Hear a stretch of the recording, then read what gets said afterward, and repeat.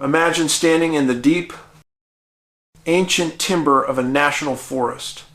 Your child is playing just 15 feet away from you near a fallen cedar. You look down at your watch for maybe 10 seconds to check the time. When you look back up, there is only a deafening, heavy silence. The child is gone, as if the forest itself reached out and swallowed them whole. You scream their name until your throat is raw and bleeding. You scramble through the brush, looking for a snapped twig or a single footprint in the soft mud, but there is absolutely nothing left behind.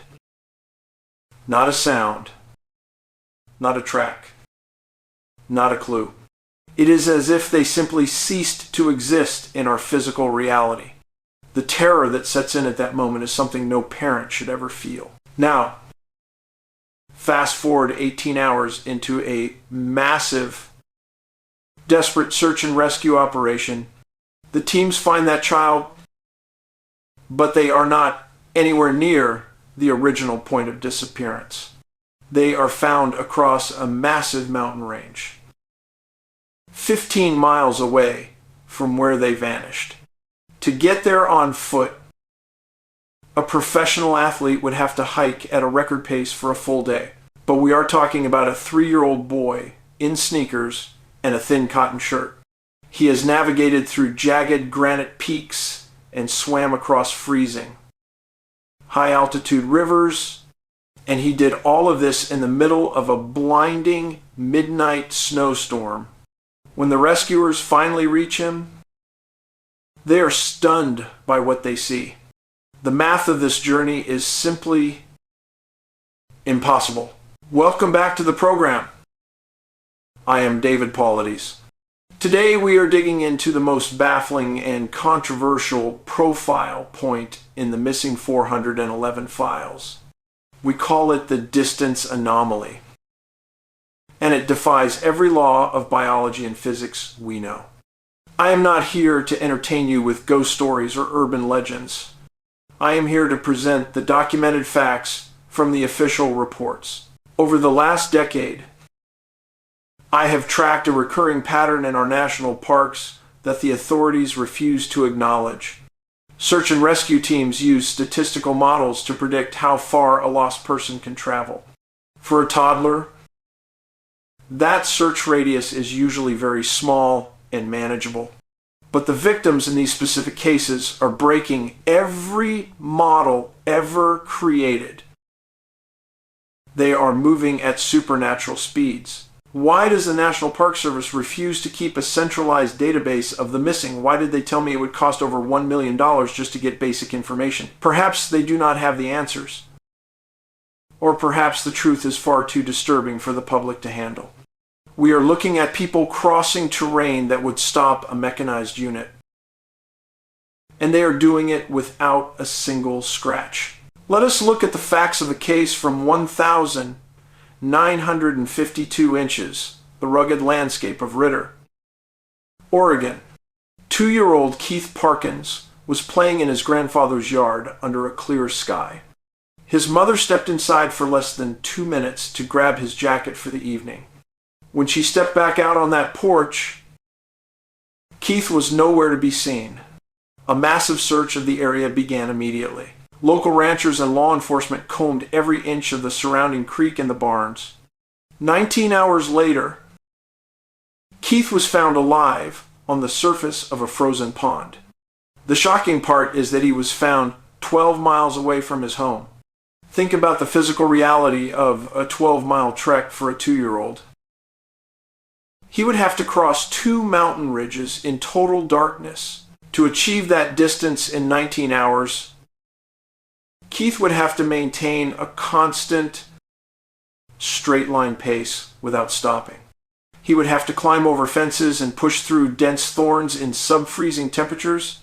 Yet when they found him, his clothes were not shredded and he was not suffering from exhaustion. No one has ever explained how a toddler could survive that march, or who moved him. Then we have the case of Jaryd Atadero. a story that has haunted my research for years. In 1999, Jaryd was 3 years old and hiking with a group of 11 adults in Colorado. He ran ahead just a few yards to speak with some fishermen on the trail. In a heartbeat, he was gone. The silence that followed his disappearance was described by witnesses as eerie and absolute. Professional search teams with helicopters and bloodhounds searched that canyon for days on end. They found absolutely nothing, not a scrap of cloth or a single drop of blood. 4 years later, 2 hikers stumbled upon Jaryd's clothing in a very strange place. They were on the top of a massive vertical cliff face, hundreds of feet above the trail where he vanished. To get to that spot, a 3-year-old would have to perform a technical rock climb. Even an expert climber with ropes and gear would find that ascent a dangerous challenge. Jaryd's sneakers were found at the scene, and they looked almost brand new. If he had climbed that mountain on his own, the rubber soles would have been shredded to pieces. And his pants were found turned inside out. The official theory from the park experts was that a mountain lion took him, but the predatory experts I have spoken with say that just does not fit the behavior. A cat does not drag a victim to the highest, most exposed peak to feed. And a cat certainly does not seed the clothing and leave it in a neat pile. Something else moved Jaryd to that impossible high altitude location. When we analyze hundreds of these cases, the distance anomaly never happens in a vacuum. It is always accompanied by what I call the missing 411 profile points. There is almost always a strange silence in the woods just before the event. Witnesses say the birds and insects stop making noise, as if the environment is being suppressed. It is a chilling precursor to something terrible. Then there is the consistent failure of the canine tracking units in these specific zones. In the cases of Keith and Jaryd, the best search dogs in the country could not find a scent. The dogs often sit down and whimper or simply refuse to enter the brush. This suggests the victim did not walk away on their own 2 feet. They were likely lifted off the ground. We also see a pattern of freak weather events that roll in the moment a person goes missing. Sudden storms, dense fog, or heavy snow will move in to hamper the search. It is as if the weather is being used as a tool to wash away evidence. I am just stating the facts here. And the facts suggest an outside intelligence is at work. So how does a human being go from point A to point B miles away in mere hours? Many people suggest Bigfoot or animal attacks. But those theories do not explain the clean clothes. There is a theory in the physics community that we must consider very seriously. We are talking about the existence of dimensional portals in our wildlands. Quantum physics tells us that there are multiple dimensions existing right alongside our own. Is it possible that certain geographical clusters have thin spots in the fabric of reality?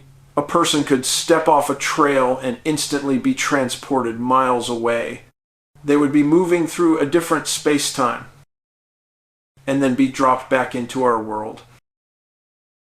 This would explain why they are not exhausted or injured. It sounds like science fiction. But when you eliminate every other biological possibility, you are left with the truth. We are dealing with something that does not play by our rules of travel. The distance anomaly is a warning that we are not the masters of these woods. There are forces in the wilderness that we are only just beginning to track. The Park Service will not tell you these stories. And they will not warn you about the dangers. Please, if you go into the woods, go in a group and stay together. Carry a personal locator beacon and never let your children out of your sight. Not for one single second. because a second is all it takes for the forest to take what it wants. I am David Paulides, and I thank you for listening to these facts today. Please subscribe and share this information so that others can be aware of the patterns. We will be back soon with more reports from the missing files. Be careful out there. And always remember, the woods are watching you back.